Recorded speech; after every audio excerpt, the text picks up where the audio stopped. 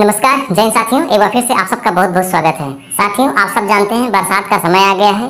भारत में बरसात के समय में सर्पदंश की समस्याएं ज़्यादा होती हैं।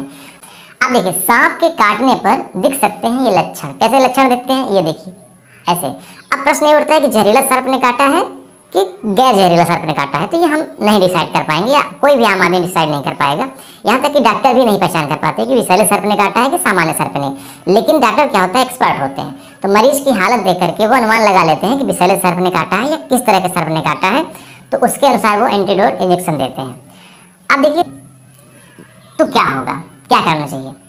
देखिए, यहाँ पे काटने की जगह पर जलन, लालिमा और सूजन होता है, ये लक्षण दिखता है।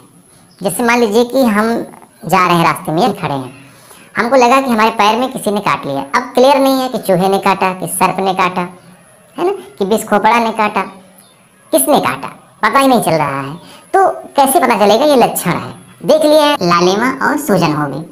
इसके अलावा ये तो सबके साथ हो सकता है। इसके अलावा क्या होगा, जी मिचलाना और कमजोरी होना, तुरंत आभास होने लगेगा। पेट दर्द होना और उल्टी होना, ये भी शुरू होने लगेगी। पेट दर्द होना, दस्त होना, उल्टी होना, ये सब शुरू हो जाएगा। हाथ पैर में झंझनाहट या अकड़न होना, सांस लेने में तकलीफ या बेहोशी होना, घाव से खून बहना या स्किन का काला पड़ना, शरीर का तापमान बढ़ना और प्यास लगना, मतलब लगेगा कि हमें फीवर हो गई है, मतलब तापमान बढ़ जाएगा, कोई छुए सुन्न पड़ जाना। ये आमतौर पे सामान्य लक्षण है जब कोई विषैला सर्प काटता है। तो अब देखिए, सर्प ने काटा, हमें लक्षण भी पता चल गया। अब हमें क्या करना चाहिए, अब हमें इनमें से जो बातें लिखी गई हैं वो करना चाहिए।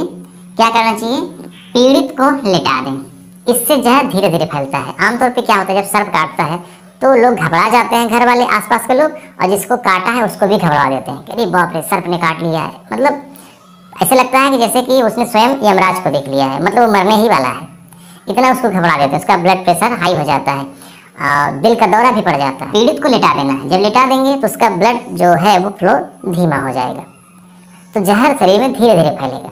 अगर वो चलता फिरता रहेगा तो शरीर में रक्त का संचार तेजी से होगा, जिसके जरिए ब्लड विष है वो ब्लड के साथ तेजी से फैलेगा।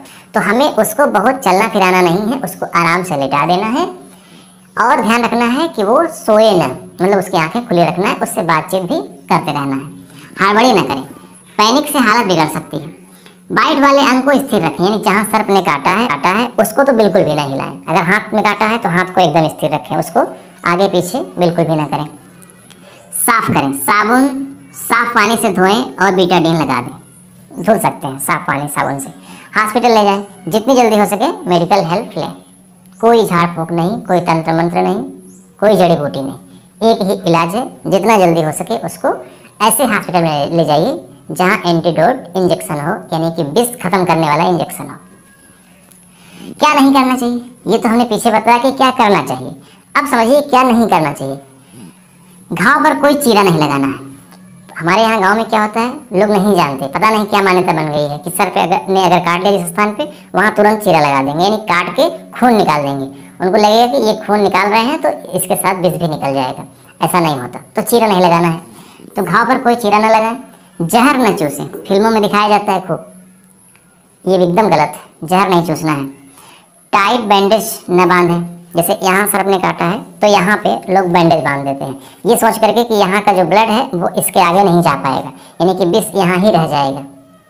तो ये भी नहीं करना है, क्योंकि ये इसलिए नहीं करना है कि जब तक आप बांधे हैं ठीक है, तब तक तो आगे नहीं गया, लेकिन जैसे ही उसको खोलेंगे वो इतना यहाँ पे प्रेशर हो जाता है कि फिर बहुत तेज़ी से हो जाएगा, और फिर इतना तेजी शरीर में जाता है कि फिर इंसान एकाएक जाने पर बर्दाश्त नहीं कर सकता। यानी जो जहर धीरे धीरे शरीर में जाता, दिल के पास जाता, और इंसान हो सकता है कि कंट्रोल कर लेता, लेकिन जब वही एकाएक जाएगा तो कंट्रोल करना मुश्किल हो जाएगा। इसलिए डॉक्टर सलाह देते हैं कि आपको बांधना नहीं है, आपको बस स्थिर रखना है और जल्द से जल्द हमारे पास पहुँचाना है। देसी इलाज बिल्कुल भी ना करें। देसी इलाज का मतलब वही हमारी पारंपरिक इलाज जो आमतौर पर हम सुनते चले आए। तो ठीक है, आज इस वीडियो में इतना ही। हमने आपको बताया कि भारत में सांपों की स्थिति क्या है। मौत होने का कारण यही है कि झाड़ फूंक करना, विष घर पे निकालने की कोशिश करना, हॉस्पिटल समय पे न पहुंचना। और इसके साथ साथ वीडियो देखने के लिए आपका बहुत बहुत धन्यवाद। मैं चाहता हूं कि इस वीडियो का लिंक अपने दोस्तों में, मित्रों में शेयर करिए। मिलते हैं नेक्स्ट वीडियो में। नमस्कार।